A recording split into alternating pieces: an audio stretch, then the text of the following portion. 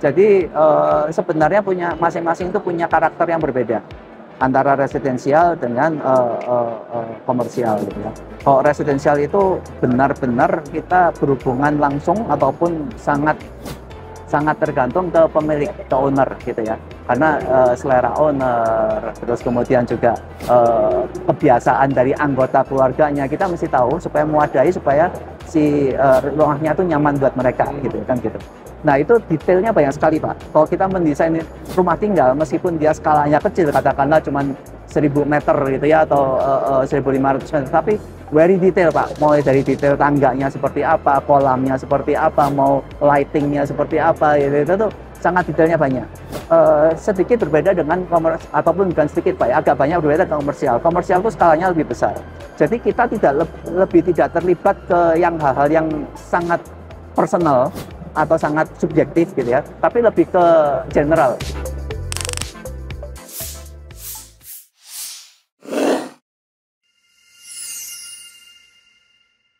Terima kasih Pak Swandi sudah hadir. Boleh sharing sekilas mengenai journey-nya seorang Swandi Tan ini bagaimana sampai sekarang ini? Oke. Mungkin pertama-tama terima kasih dulu kami diberikan kesempatan gitu ya, Pak Fernando juga. Jadi ya sampai akhirnya kita bertemu di sini gitu. Kalau kita bicara mengenai journey ya Pak ya, itu jadi langsung Pak ya kita sesuai itu ya gitu ya. Itu kadang-kadang itu tidak terpikir apa yang kita bayangkan sebelumnya Pak. Oh gitu. Jadi misalnya gini, pada saat kita mulai lulus kuliah, mungkin tidak terpikir untuk menjadi beneran arsitek, Pak. Okay. Lulusan arsitek belum tentu menjadi arsitek. Ya itu it's a fact ya, kenyataan gitu ya, gitu. Nah, kita tuh waktu awal juga mungkin mengalami hal yang sama, gitu ya kan gitu.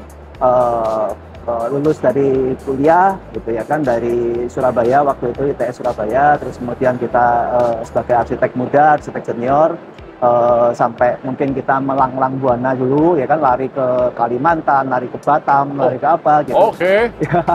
Oke. Ya intinya kita mencari pengalaman gitu ya kan gitu. Memang mungkin bukan directly sebagai apa ya, yang berhubungan sebagai perencanaan gitu, tapi kaitannya masih ke building semua, ke desain semua gitu intinya. Mungkin waktu dulu di Kalimantan kita sebagai perencana kota baru ya, Bontang waktu itu. Terus kemudian di Batam juga sering sebagai pengawas untuk yang bangunan-bangunan komersial ataupun resort gitu ya. Nah, cuman ada satu hal ya yang saya tuh merasa ya kita itu nggak bisa mengarahkan, tapi kadang-kadang dia ada suatu grand design yang kayak puzzle gitu ya, kita ngumpulin puzzle. Suatu ketika di saat-saat tertentu tuh kayak puzzle-nya tuh ngumpul Pak, gitu. Satu hal aku jadi percaya, ada pepatah yang bilang everything happens for a reason, gitu ya. Kayak mungkin kita ketemu sekarang pun juga mungkin dulu gara-gara ketemu sekali gitu kan. Kita juga nggak tahu apa yang terjadi, tapi sampai itu mungkin kita berlanjut ketemu dan akhirnya saya duduk di sini gitu. Itu juga sesuatu yang kadang-kadang nggak terpikir gitu Pak ya. Terus kemudian akhirnya terjadi gitu.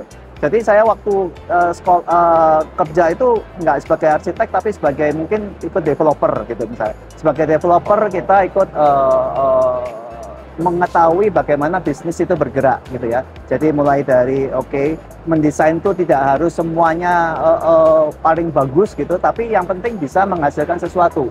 Jadi kita bisa aja mendesain mungkin harganya katakanlah Rp100 tapi harus menghasilkan Rp200 gitu. Nilai tambahnya, added value yang kita berikan gitu. Nah, hal-hal itu banyak yang di luar sekolahan ya Pak ya. Jadi kita belajar di pekerjaan ataupun apa gitu, terus akhirnya kita ya mematangkan dari experience semua gitu akan menjadi satu. Dulu saya juga pernah mungkin bekerja sebagai estate management, di mana mungkin ngurusin maintenance kayak AC, daya muncul yang masalah mungkin landscape. Dari landscape saya jadi tahu semua jenis tanaman gitu-gitu ya, kan hari ngurusin seperti itu. Yang pada saat tiba-tiba saya memutuskan untuk menjadi kita membuka konsultan gitu ya kan. Itu pengalaman semua tuh ngumpul, Pak. Oh. Jadi bagaimana mendesain katakanlah supaya tidak nanti menjadi mungkin bermasalah AC-nya ataupun apa gitu. Yang kita tahu MA-nya, tahu apa semua itu yang menjadi salah satu pertimbangan dalam desain gitu. Konsultan kami itu bergerak ataupun mulai boleh dibilang resmi saya bergerak ya itu tuh waktu ada peristiwa 98. Oh gitu. 98 malah justru mulai bergerak. Jadi sebenarnya waktu itu di 98 itu saya masih ikut kerja dengan satu grup gitu ya, Sinarmas gitu intinya itu.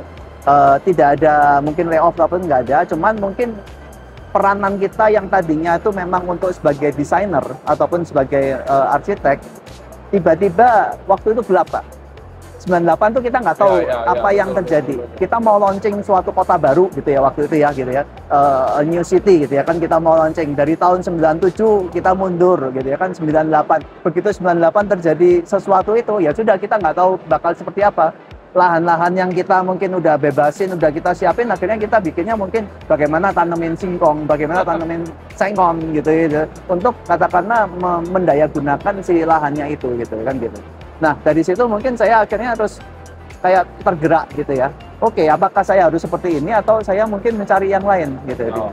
Itu satu titik balik gitu ya. Akhirnya saya bilang waktu itu ke atasan saya ya kan, saya akan berhenti, dan kemudian justru pada saat kondisi yang tidak menentu itu kita mulai bikin konsultan baru. Tapi kan proyeknya sulit kan? Kalau dibilang sulit, melihat sekarang itu dulu itu sulit sekali, sekarang menjadi oh ya berjalan seperti apa adanya gitu ya. Tapi waktu dulu tuh jadi kurang lebih gini pola pikirnya. Merubah pola pikir dari pegawai menjadi entrepreneur itu ternyata tidak gampang. Oh. Pada saat pegawai saya oke, kita rutin kan ya, salary gitu ya, gitu. Pada saat baru entrepreneur kita bisa nol sama sekali. Bisa mendapat sesuatu yang mungkin oke, setelah hasilnya jadi itu baru. Jadi seolah-olah tuh saya dipaksa untuk berpikir, oke, sehari saya menghasilkan X rupiah, meskipun kita sebagai entrepreneur, dan itu berat sekali gitu ya. Ternyata jadi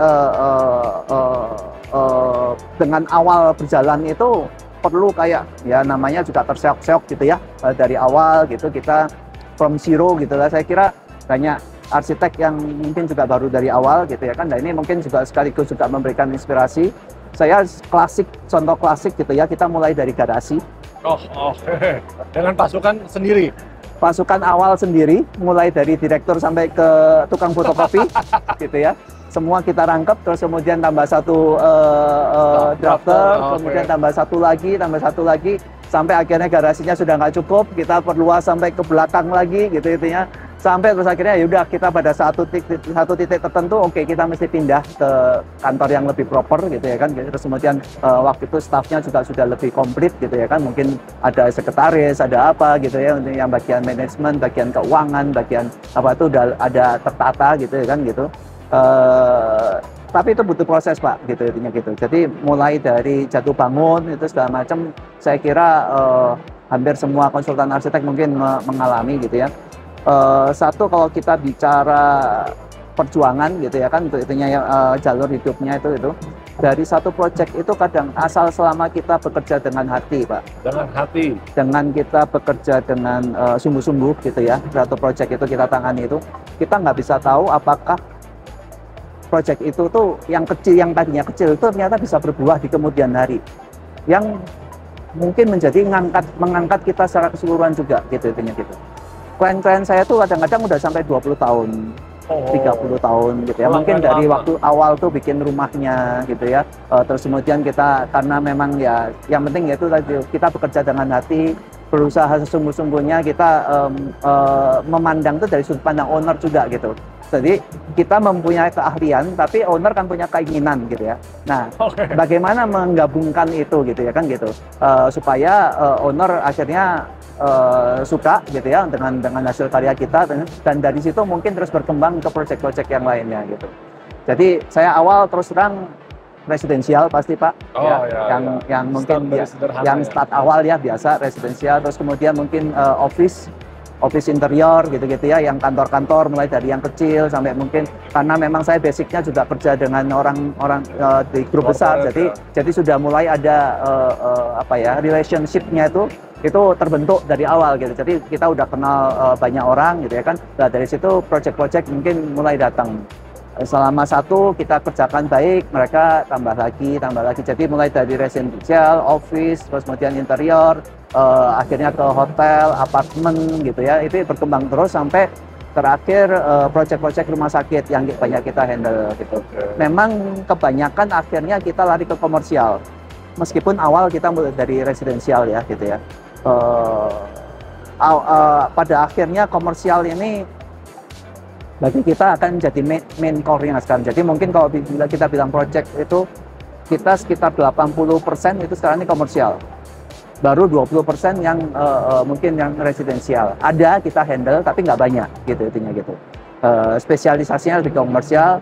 Pada saat pandemi, pada saat seperti ini gitu, karena komersial ini kan luas ya Pak ya. Jadi ada yang mati, ada yang enggak. Jadi waktu dulu sekitar sebelum COVID gitu ya kan gitu, kita banyak project apartemen, banyak project mungkin office gitu ya, itu cukup jalan gitu ya. Setelah pandemi, dua itu langsung stop Pak. Hotel sekarang mulai ada, office, tapi start pada saat yang COVID itu pasti udah stop semua. Tapi justru satu Pak yang mulai jalan terus, rumah sakit ternyata pada saat itu. Oh, kenapa bisa begitu? Jadi kan COVID juga kan ya gitu ya, mungkin banyak akhirnya banyak owners yang memandang bahwa perlu untuk ekspansi apa segala macam gitu, sehingga kita mulai tangani kayak rumah sakit yang cukup besar gitu ya, ada Bunda, ada Eka Hospital, ada kemudian juga rumah sakit yang di Mataram, Harapan Keluarga. Sekarang ini kita tangani Mandaya, bukan Mandaya, sorry, Mayapada, Mayapada, Mitra Keluarga gitu-gitu ya. Terus ya mungkin beberapa yang baru juga kita akhirnya go internasional, di mana kita bekerja sama dengan beberapa konsultan internasional untuk beberapa proyek yang flagship-nya rumah sakit mereka gitu. Kira-kira ya perjalanan seperti itulah, kita dari awal kecil terus akhirnya dari satu klien ke klien yang lain, asal pokoknya kita kerja baik aja Pak, gitu aja yang jaga. Kita kerja dengan hati, terus kemudian kita, satu hal yang aku bilang penting itu adalah kita jujur Pak. Jujur dalam hal apa nih? Jujur itu gini Pak, owners itu kadang-kadang tidak melihat, oke, Anda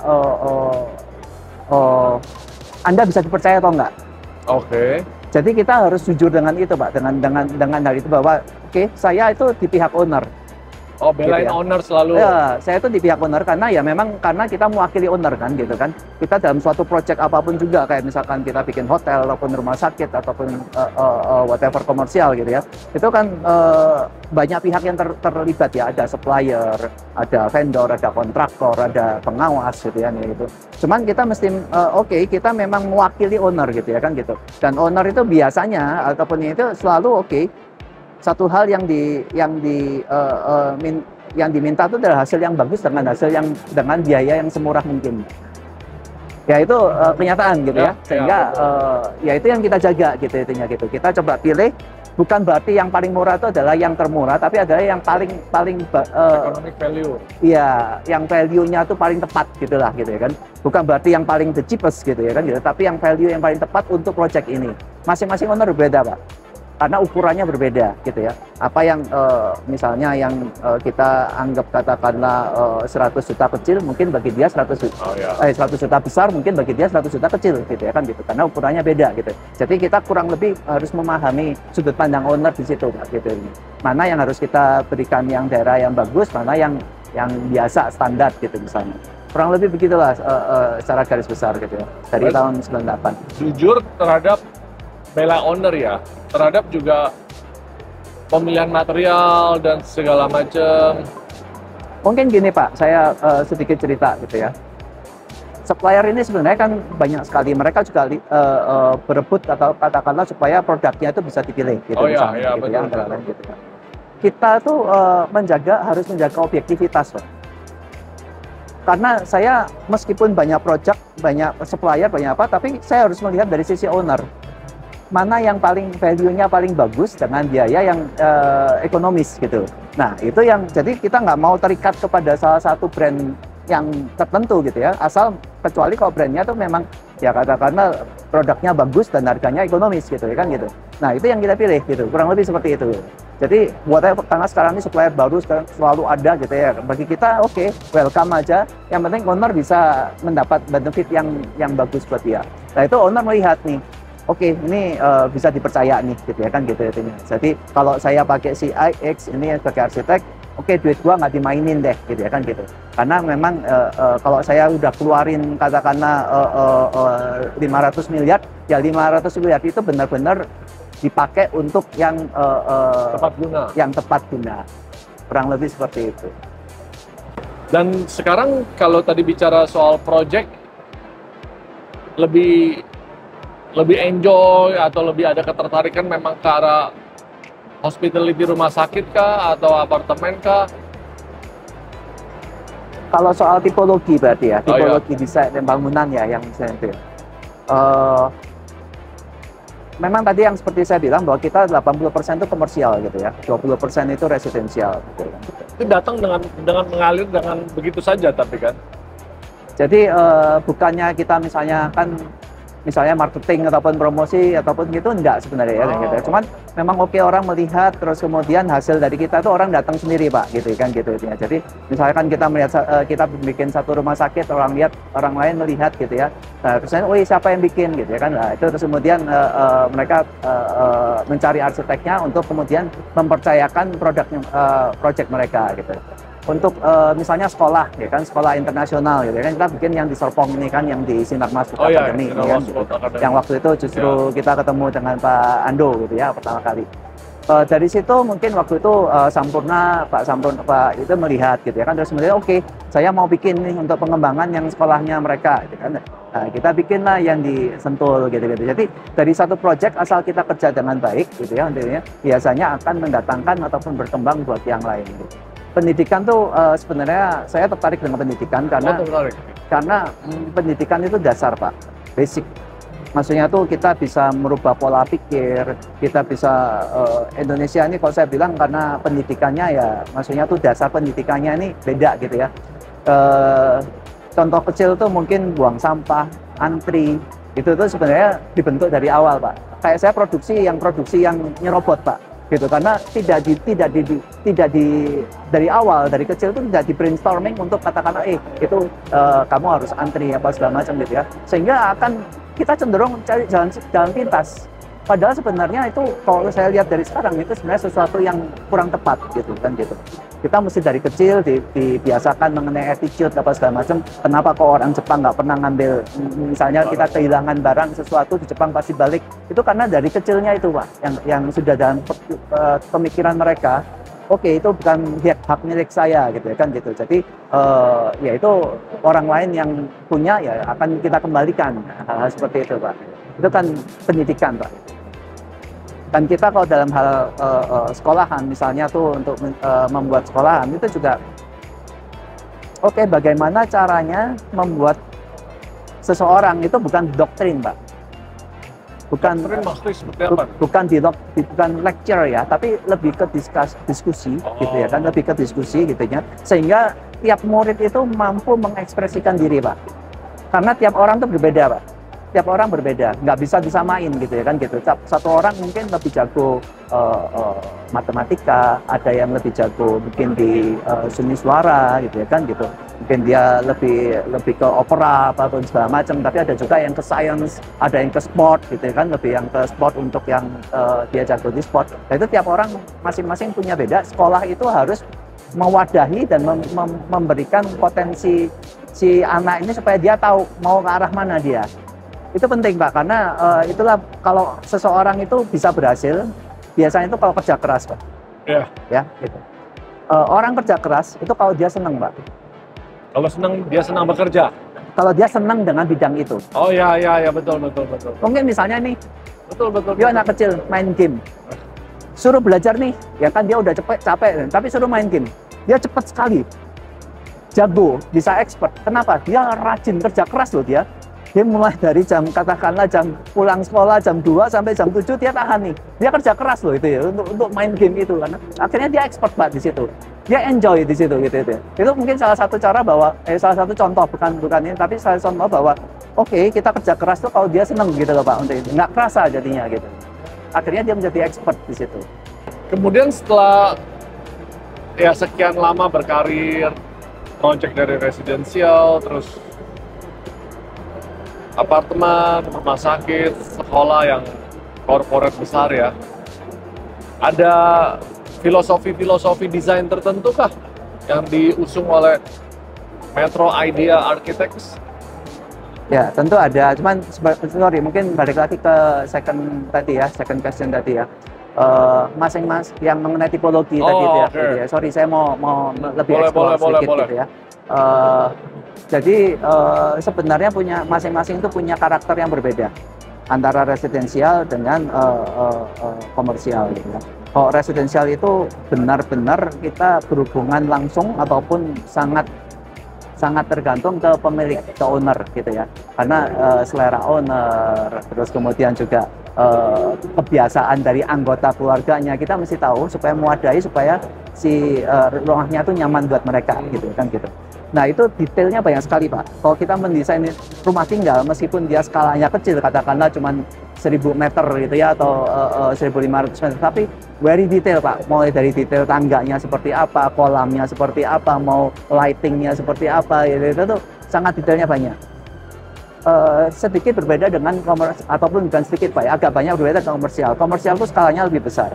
Jadi kita lebih tidak terlibat ke hal-hal yang sangat personal atau sangat subjektif gitu ya, tapi lebih ke general. Selera umum konsumen seperti apa gitu. Nah, itu lebih mudah untuk menghandle daripada per person Pak. Itu intinya gitu. Karena itu sebenarnya kalau saya dibilang tadi kan tipe seperti apa perbedaannya gitu ya, mungkin saya memang lebih cenderung komersial Pak, lebih senang gitu ya daripada ke yang very detail gitu, yang sangat ini. Bukan berarti komersial nggak ada detail, sangat detail juga gitu ya. Komersial itu akan lebih rumit di bidang sirkulasi, di bidang fungsinya, yang tidak sesimpel rumah tinggal ya sudah kamu tinggal makan, beristirahat, tidur gitu kan ya, gitu. Tapi rumah sakit misalnya berarti kan bagaimana orang operasinya, bagaimana ICU-nya, bagaimana mungkin handle patient gitu ya untuk ruang dokternya. Nah, hal-hal seperti itu yang sirkulasinya kita mesti perhatikan gitu. Oke, berarti kalau dalam hal mendesain rumah sakit, tentunya kita tinggal bisa kurang lebih secara garis besar menduplikasi saja dong, karena kan workflow-nya nggak ada lagi yang bisa dieksplor kan? Not as simple as that gitu ya. Kelihatannya kayak gitu ya. Cuman ternyata karakter pemilik rumah sakit itu pengaruh Pak. Tiap big company itu punya karakter yang berbeda Pak. Gitu. Ada yang mungkin saya punya rumah sakit, saya mau yang the best gitu ya, untuk intinya gitu ya. I want the best dengan biaya apapun juga, saya mau yang paling bagus gitu kan. Gitu. Misalnya ada yang kayak gitu. Ada juga yang enggak, saya seminimum mungkin budgetnya gitu ya, tetapi saya mau rumah sakitnya itu saya nggak perlu terlalu wah gitu ya kan, tapi pokoknya well done. Jadi maksudnya tuh semua secara medis apa segala macam itu terpenuhi gitu intinya gitu. Nah, jadi itu karakter itu masing-masing beda-beda Pak. Ada yang lebih berani memberikan kebebasan gitu ya, ada yang kita strict, lebih standar. Jadi meskipun sama, tetap touch per feeling per project itu berbeda-beda. Mungkin ini kita bisa explore di yang tadi yang pertanyaan Pak Nando soal filosofi ya.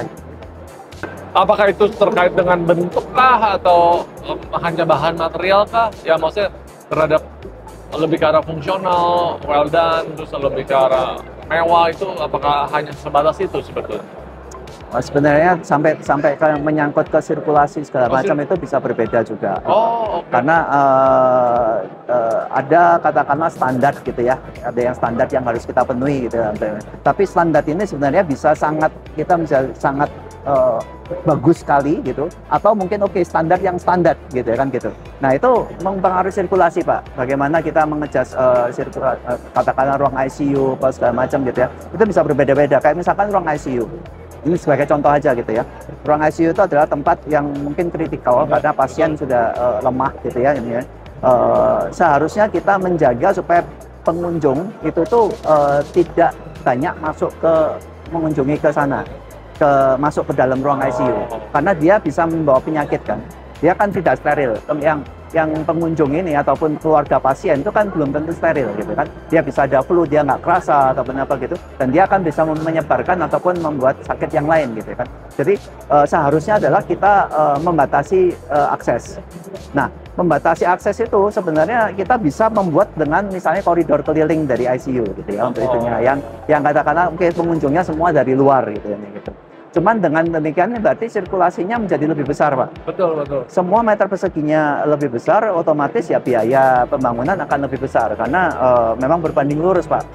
Komersial itu berapa meter persegi ya itu tinggal biaya akan nambah besar di situ gitu. Jadi bagi saya hal yang kayak mau yang itu adalah sesuatu optional, kelebihan yang kita tawarkan, tetapi tidak semua rumah sakit mungkin mau gitu, misalnya gitu. Karena ya itu berarti kan biaya dan non standar sebenarnya itu adalah added value gitu Pak. Yang bicara soal ICU melingkar itu kan dalam arti kita bikin ada kacanya melingkar sehingga kita bisa lihat saja dari luar kan tanpa harus masuk dan lihat satu-satu kan. Satu sisi bagus dari sisi pendekatan desain. Ini apa namanya? Mencegah penularan penyakit gitu ya gitu. Tetapi sebenarnya ada juga studi-studi yang misalnya kan kalau keluarga dekat itu physical touch itu pengaruh. Jadi dia harus masuk, memang harus dikasih akses. Jadi nggak bisa kita generalisasikan semua seperti itu gitu Pak. Ada beberapa keluarga yang oke silakan justru diberikan masuk apa segala macam karena dia akan membantu kesembuhan si pasien gitu. Sejauh ini sih dari dulu sih begitu sistemnya ya. Kalau ada ruang tunggu di depan, terus kemudian masuk, kayak kalau ruang ICU ya. Ruang ini kita bicara yang ekstrim, Pak. Kita bicara ekstrim itu adalah gini. Kalau misalkan kita salah satu keluarga masuk ICU, berarti kan ruang tunggunya di luar, Pak. Betul. Jauh gitu kan. Nah ini sebenarnya bisa kita langsung bersebelahan, Pak. Kalau mau yang bagus gitu ya kan. Jadi berarti beberapa kamar sudah ada itu ruang keluarganya di situ, ruang penunggunya di situ gitu ya kan gitu, sehingga dia bisa melihat langsung, memberikan semangat ataupun apa gitu ya. Memang ada tinggal kaca, tinggal kita bisa buka tutup gitu ya, nggak tiap kali bisa dibuka gitu ya, bisa dikontrol juga tetap oleh engineers. Tapi ada hal seperti itu Pak, yang kalau memang mau diberikan fasilitas ya bisa seperti itu. Gitu. Jadi memang tidak ya walaupun secara general sama, tapi kan pendekatan itu sangat berbeda ya. Ya itulah antara lain hal-hal itu salah satu perbedaan. Terus mungkin desain lobby gitu ya kan, lobby kita bisa oke secukupnya, tapi bisa juga lebih ke patient center. Bagaimana sih pasien itu lebih nyaman gitu. Jadi kalau kita bicara rumah sakit sekarang kita desain kemarin seperti mall gitu ya kan, like a mall, retail gitu ya kan, kita nggak masuk rumah sakit nih, kita masuk ke yang rumah sehat gitu ya, yang nyaman suasananya. Terus kemudian waktu medis kita harus benar-benar rumah sakit, tidak maksudnya secara steril, secara bagus. Pada saat kita masuk ke rawat inap itu like a hotel Pak, gitu. Jadi rumah sakit itu jadi gabungan dari itu semua gitu Pak, tentunya gitu. Tapi yang memang itu yang sekarang ini kan yang banyak dilakukan kan? Iya, arahnya ke situ memang. Cuman tinggal grade-nya sampai seberapa gitu aja. Grade untuk ke arah sananya nih ada yang oke sangat mall sekali, ada yang oke secukupnya aja gitu ya. Ke hotelnya ada yang sangat hotel sekali, ada yang secukupnya hotel. Depends on karakter pemilik gitu ya, dan juga memang pasti budget pengaruh gitu. Kalau bicara soal project memang lebih banyak komersil dan rumah sakit ya. Ada hal-hal apa nih dalam beberapa project yang sangat menantang atau tantangan terbesar apa pada project yang di mana? Apakah di waktu, di biaya, atau di lapangan seperti apa? Ya pasti sih antara kita berkelahi selalu dengan budget dan waktu ya gitu ya. Budget tuh kalau bicara budget bukan dari awal sudah diinfo sebenarnya. Jadi sebenarnya gini nih, misalnya nih katakanlah budget rumah sakit 15 juta semeter ataupun 20 juta semeter gitu ya, gitu ya. 15 sampai 20 ini sebenarnya kan range Pak. Berarti kan sebenarnya kan juga bisa lebih, bisa juga kurang dari situ, Bisa, gitu kan? bisa. Gitu. Nah, kita bilang misalnya oke Pak, perkiraan awal 15 juta gitu ya kan gitu. Tapi dalam perjalanan kan oke saya mau ini lebih besar, saya mau ICU seperti ini. Berarti bengkak Pak di situ gitu. Otomatis menjadi lebih besar itunya gitu kan. Biayanya akan menjadi lebih besar. Ini seberapa jauh kita bisa menghandle gitu nih gitu. Yaitu salah satu tantangan project pasti budget dan waktu gitu ya. Karena owner rata-rata nih selama ini kebanyakan adalah mau budgetnya serendah mungkin dengan waktu secepat mungkin. Budget serendah mungkin, waktu juga secepat Hasil mungkin. sebagus mungkin Pak. Itu yang kalau dari yang 3 lingkaran itu nggak bakalan ketemu Pak. Oke. Nggak bakalan ketemu gitu intinya gitu ya. Nah kita tinggal sebenarnya owner akan sadar sih, sebenarnya owner juga tahu sadar gitu ya. Cuman dia masih mencoba katakanlah supaya kita secara maksimal aja gitu. Berpikir lebih keras lagi, lebih keras lagi. Ya betul gitu. Seperti itulah kira-kira gitu. Kalau bicara waktu, berapa tahun sebenarnya yang ideal ya? Yang ideal apakah memang harus bisa cepat itu sebetulnya kalau dari zero, dari entah anggap bicara dari mulai desain terus kemudian pancang sampai akhirnya serah terima. Ya kalau bicara waktu itu juga tergantung dari instruksi sebenarnya. Kalau saya bicara misalnya nih kita bikin rumah sakit biasanya itu desain mungkin setahun mungkin. Desain 1 tahun Dengan perizinan Pak. Oh oke. Karena ada makna perizinan, ada waktu setahun. Kenapa kok setahun itu? Karena ada MEP, ada desain struktur gitu ya. Terus kemudian ada tektokan dengan owners lagi yang oke saya mau poldi sekian ini. Yang kadang-kadang harusnya mungkin kalau mau cepat bisa aja dipercepat. Tapi karena mau mencari ini saya mau ini enggak gitu ya kan kita kan harus mencari yang diskusi yang terbaik gitu ya. Itu tuh prosesnya habis Pak. Terus kemudian perizinan lagi gitu kan. Perizinan juga banyak hal-hal yang gray area gitu ya kan sehingga waktunya molor gitu intinya gitu. Terus kemudian pembangunan rata-rata kita bicara 2 tahun gitu kan gitu. Berarti totalnya 3 tahun. Itu normal. Tetapi apakah bisa lebih cepat? Yang di Kalimantan misalnya IKN kita bikin dalam waktu setahun semua dari start 0 sampai serah terima. Jadi mungkin waktu itu sebenarnya bisa asal ya semua pihak bekerja sama gitu ya gitu. Oke, ownernya juga oke ini yang penting kita standar semua bagus, kita sebagai desainer kita juga udah menguasai semua yang hal-hal yang penting-penting gitu ya kan gitu sehingga tidak ada miss ataupun apa itunya. Kita jalan desain mungkin cuma sebulan gitu ya Pak ya. Sebulan. Terus kemudian koordinasi dengan yang ME segala macam itu kira-kira mungkin 2 bulan gitu ya kan. Sementara izin sambil jalan gitu selama itu. Bulan ketiga, bulan 4 sudah mulai start konstruksi ini. Sampai 8 bulan, jadi kira-kira tuh dalam jangka waktu setahun ini selesai semua udah. Tapi itu berapa kamar hitungannya kan? Itu kita bikin secara desain itu sebenarnya sampai 200 kamar. 200 kamar? Cuman pelaksanaan yang setahun ini karena memang bertahap, dibikinnya bertahap, kita bikin sampai sekitar 70-80 kamar dulu. Tahap awalnya. Gitu.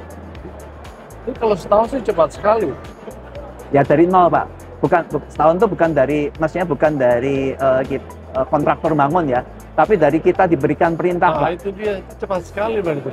Ya kalau mau cepat bisa gitu, intinya bagi saya dipercepat bisa gitu ya, karena kita memang udah paham prosesnya segala macam lah. Cuman banyak hal-hal yang ya gitu, apalagi sekarang misalnya tingkatnya semakin kompleks Pak ya, ada radionuklir, ada radioterapi, ada nuklir medicine gitu ya. Itu kalau sudah semakin kompleks itu berarti semakin butuh waktu lagi Pak, ada perizinan juga yang mesti kita alokasikan, kita mesti diskusi ke Bapeten terus segala macam gitu Pak, sehingga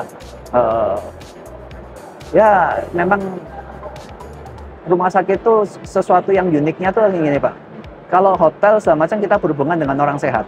Oke. Jadi kalau salah desain sedikit, oke lah dia komplain, ngomel. Oke, masih misalnya bisa gitu ya kan, ditoleransi. gitu kan. Tapi kalau rumah sakit enggak Pak, kita berhubungan dengan nyawa gitu kan. Jadi memang nggak boleh salah desain gitu Pak. Semuanya tuh kita harus prediksi ataupun kita pikirkan supaya katakanlah keselamatan pasien ini yang pertama gitu. Dan itu ya lebih kompleks sebenarnya gitu dalam hal itu gitu. Tadi bicara soal radionuklir dan sebagainya macam itu kan akan mempengaruhi tentang dinding beton dan segala macam ini juga kan. Ya, jadi itu juga akan pengaruh ke struktur juga gitu ya. Sampai mungkin kalau kita bicara radioterapi gitu misalnya linek apa semacam itu beton sampai 3 meter gitu. Sampai 2 meter tebelnya ya kan ya. Dan ini kaitannya selain konstruksi juga sampai ke perizinan, bapeten apa segala macam harus dihitung oleh fisikawan medis gitu ya Pak ya, radiasinya sampai seberapa, harus aman terhadap lingkungan gitu-gitu. Itu ya itu takes time Pak. Itu aja yang kurang lebih mempengaruhi. Jadi kalau misalkan dari sisi pasien itu kebetulan rumah sakit yang saya bangun kebanyakan swasta Pak ya gitu kan. Jadi kalau swasta tuh kadang harus berpikir untuk bagaimana pengembaliannya gitu ya, return of investment apa segala macam gitu ya. Nah, dalam hal ini memang kalau saya sebagai perencana kita tahu bahwa itu memang mahal gitu Pak, bikinnya tuh mahal, sehingga otomatis ya pasiennya akan membayar lebih mahal Pak, karena ya kan bukan badan amal gitu gitu ya, kecuali mungkin memang rumah sakit pemerintah, karena kan memang mungkin salah satu kewajiban pemerintah adalah untuk melayani warganya gitu ya, jadi dia tidak memhitungkan kayak ROI gitu ya, return on investment segala macam, tapi ya memang oke, itu harus disediakan dan itu pasien harus diobatin gitu. Nah, kalau dalam hal itu ya nggak usah mikirin maksudnya berapa balik duitnya gitu ya, tapi kalau swasta kan beda gitu. Dia menyediakan tapi dia harus hitung juga gitu, dia bukan yang maksudnya ya tanpa batas gitu. Ya memang banyak perhitungan juga yang nggak semudah itu ya. Dalam hal ini akhirnya kita larinya tuh ke filosofi tadi Pak, artinya ke filosofi desain tadi itu. Mau berbagai macam kan, ada hotel, ada rumah sakit apa gitu ya. Kalau dari saya gitu ya kan sebenarnya prinsipnya itu filosofi bagi kita tuh ke human centered Pak. Oke. Kalau kita bicara misalnya tuh satu style tertentu, itu tuh kan macam-macam Pak ya, ada minimalis, ada mungkin yang klasik gitu ya gitu. Cuman satu yang kita perlu jaga itu adalah kita tuh mendesain untuk manusia, bukan mendesain sesuatu yang bagus untuk hanya dilihat gitu Pak dari luar, tapi untuk ditinggali, untuk dirasakan kenyamanannya. Jadi harus desain itu harus nyaman gitu nih.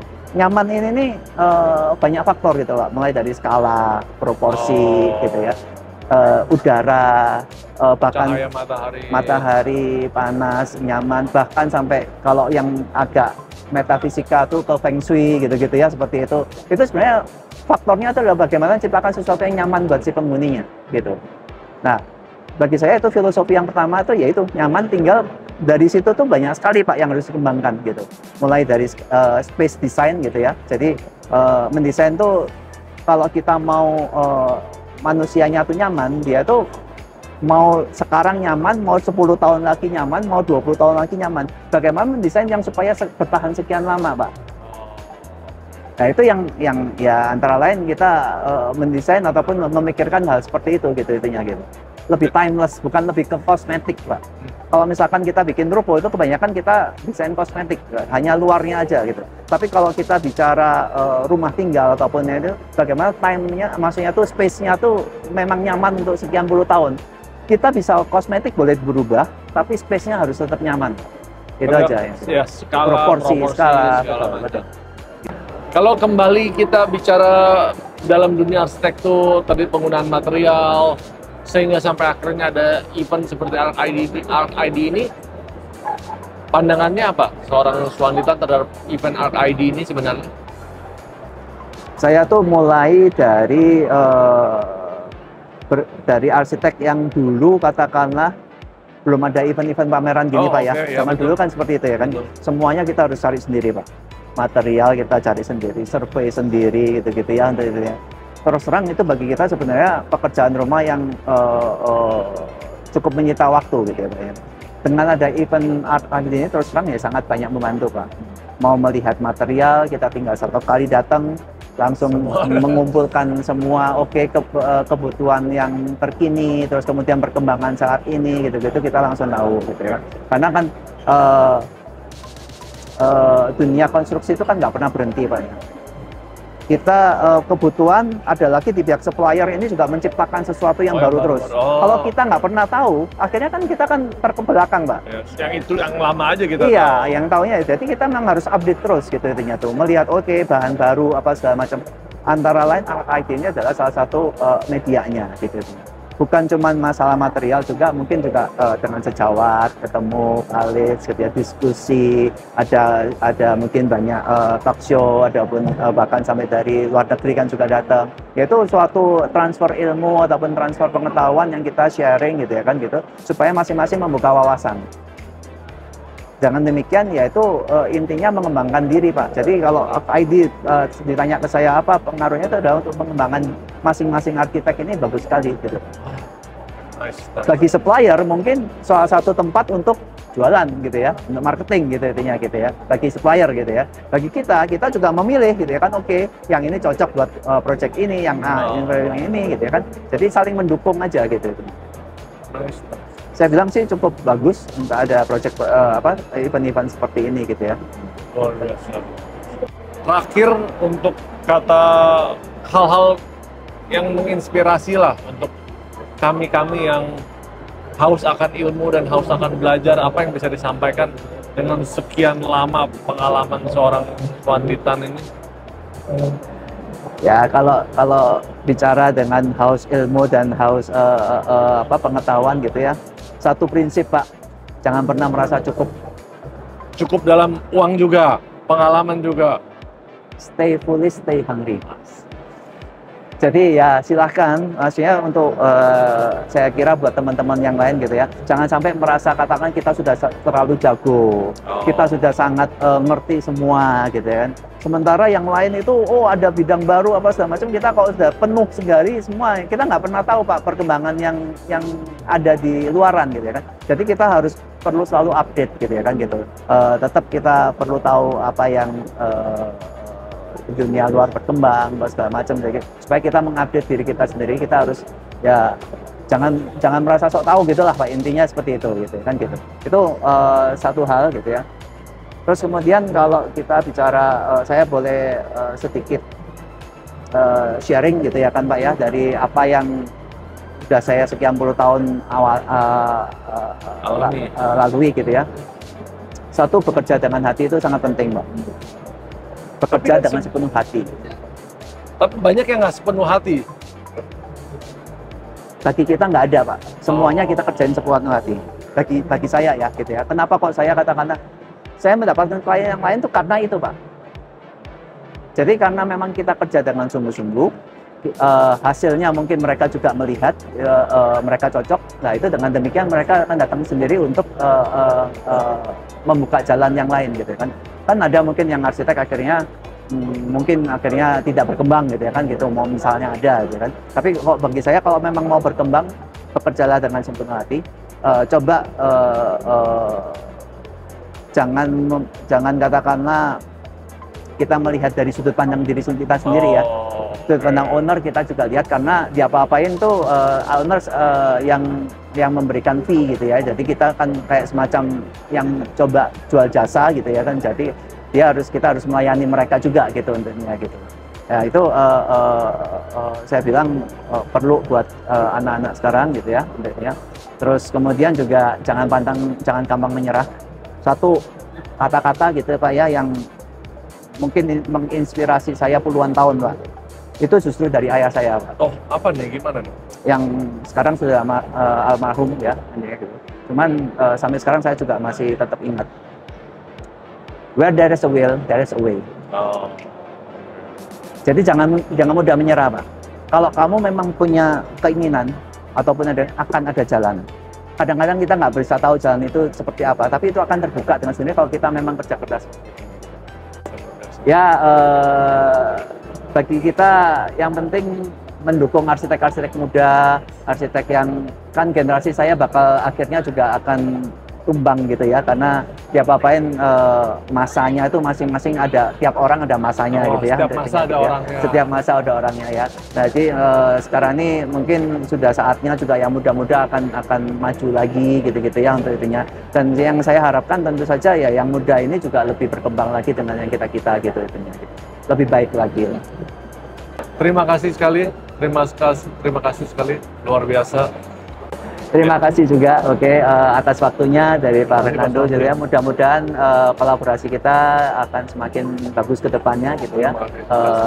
Dan kita nggak tahu apa yang terjadi, kemudian mungkin akan saling bermanfaat bagi kita semua. Gitu.